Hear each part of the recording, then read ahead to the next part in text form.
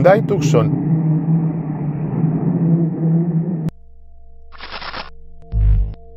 Hyundai Tucson, Kia Sportage, Hyundai Tucson. Hoy estáis viendo el vídeo, este vídeo será o de este coche o de este otro, porque los hemos hecho a la vez el mismo día.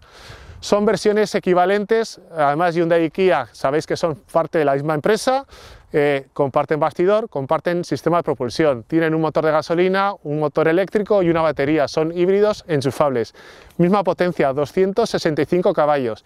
En el mercado existe una oferta muy amplia de coches con carrocería de tipo SUV que tienen un sistema híbrido enchufable, incluso haciendo una búsqueda acotada a los que son de tamaño y potencia parecidos al Tucson. Este mide 4,5 metros de longitud y tiene 265 caballos. Hemos usado nuestro buscador para encontrar qué SUV hay de 4,4 a 4,6 metros con este tipo de sistema híbrido, con potencias dentro de un margen de más o menos 40 caballos. Los resultados son los que veis en la siguiente búsqueda. Quitando la anomalía del MG EHS, que es mucho más barato que el resto, tanto Tucson como su hermano gemelo el Sportage se encuentran entre las opciones de precio más asequible. Lo más parecido es el Lynk & Co 01, tanto por precio como por potencia. El Lynk & Co, además de comprarse, se puede disponer de él bajo una fórmula de alquiler por meses, una opción que puede ser interesante para algunas personas. Entre las alternativas de precio más bajo también están el Peugeot 3008 y el Citroën C5 Aircross, pero ambos son menos potentes. De hecho, hemos estirado ese margen de 40 caballos ligeramente para que aparezcan en esta búsqueda. Y no pueden ser más equivalentes porque es que además resulta que los dos llevan el mismo neumático, un Michelin Prima C4 con mismas medidas y mismas especificaciones de velocidad y de carga. La gama Prima C de Michelin es la gama normal de esta marca. No tienen una orientación de máximo agarre como los Sport, ni tampoco una construcción ideada para un uso intenso fuera del asfalto. Son sencillamente unos neumáticos de verano correctos, con los que hemos conseguido muy buenos datos en las mediciones de frenada. Este neumático, disponible tanto para SUV como para turismo, cuesta unos 170 € con las medidas que tienen los del Tucson. Por cierto, si alguien piensa utilizar el Tucson fuera de carretera, le conviene saber que no hay rueda de repuesto, sino un kit de reparación de pinchazos que suele ser inútil en ese entorno.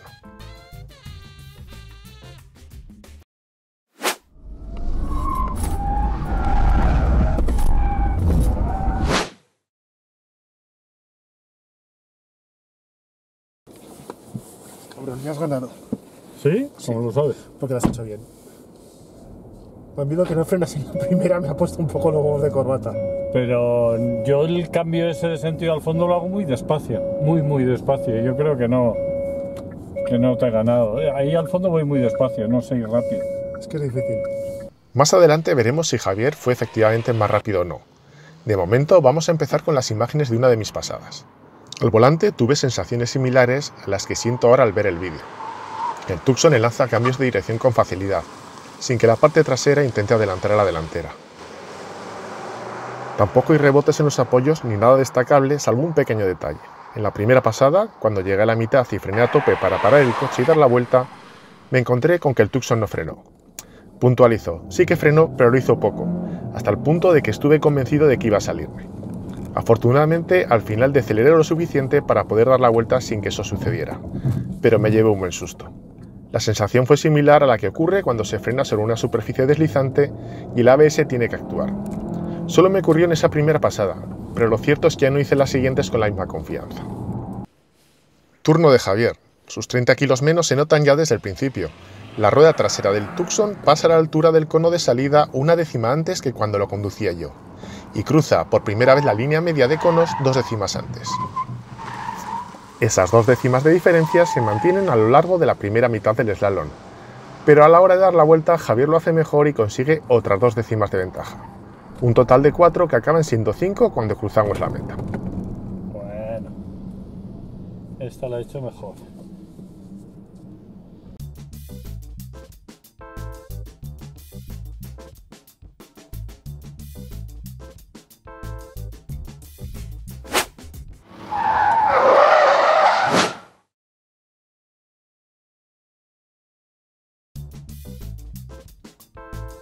En la esquiva no ha habido sorpresas, ni siquiera en el primer intento, a pesar de que aún no conocía las reacciones del Tucson y que la velocidad fue 1 km/h más alta de los 77 que tenemos como objetivo. Primera pasada, 77 km por hora, más o menos, ya veremos luego. Buenas sensaciones. De hecho, me sorprende porque vengo de hacer la esquiva con un Kia Sportage, que es el mismo coche, y las reacciones no se parecen nada. Este parece más preciso y más inmediato en su respuesta. Vamos a seguir haciendo intentos y vamos a ver qué resultado conseguimos.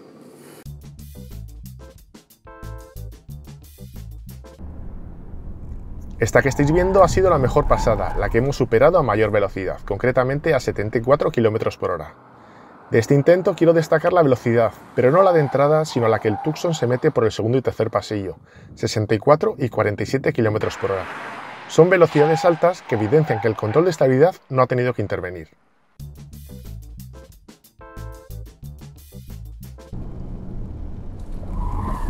Lo mismo ocurre durante la siguiente secuencia de imágenes, en las que intento pasar con el Tucson a 80 km por hora.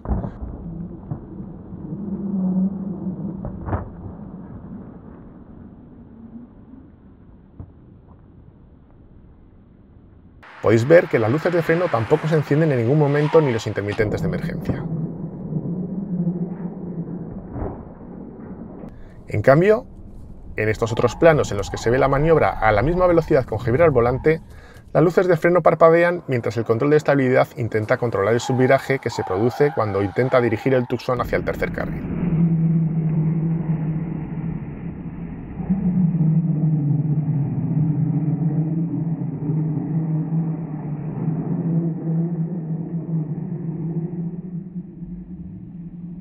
A Javier le debió parecer poco ese subviraje y se lanzó con el Tucson hacia el primer pasillo a 83 km por hora en esta pasada. Obviamente no consiguió hacerlo bien, pero mejor que os cuente él sus sensaciones. No sé si he sido yo, pero ha habido un momento en el que no he podido girar la dirección rápido, se me ha quedado como dura. No sé si es que tenía mal puestas las manos o qué, pero y he seguido recto. Voy a hacer una segunda. Bajo mi criterio, el Tucson es un coche noble. No hay reacciones imprevistas que cojan por sorpresa y que te pongan en apuros siempre que hagan las cosas correctamente. En el slalom ha conseguido un buen resultado, igualando a coches con el centro de gravedad más bajo como el BMW i4 y el Peugeot 308. En la esquiva, que ha superado una velocidad normal, ha sido sencillo de guiar y no ha respondido con brusquedad o inadecuadamente. Si se va a extrapolar estos resultados a otra versión del Tucson, no se puede obviar la diferencia de peso. El híbrido enchufable pesa casi 1.900 kilos, mientras que la versión de gasolina de 150 caballos se queda en 1.500. Y 400 kilos es mucha diferencia. En este peso extra intervienen no solo el motor y la batería, sino también la caja de cambios, que es diferente, el sistema de tracción, que es total en vez de las dos ruedas, y la diferencia de equipamiento. Si comparamos esta versión del Tucson enchufable con la híbrida normal, el primero sigue siendo considerablemente más pesado, concretamente 200 kilos. En nuestra web, en kilometro77.com, podéis comparar todos estos datos y otros muchos más. También encontraréis ahí la prueba escrita donde hay mucha más información de este coche, y unas galerías con multitud de fotografías que hemos hecho para que podáis conocer al detalle cómo es el Hyundai Tucson.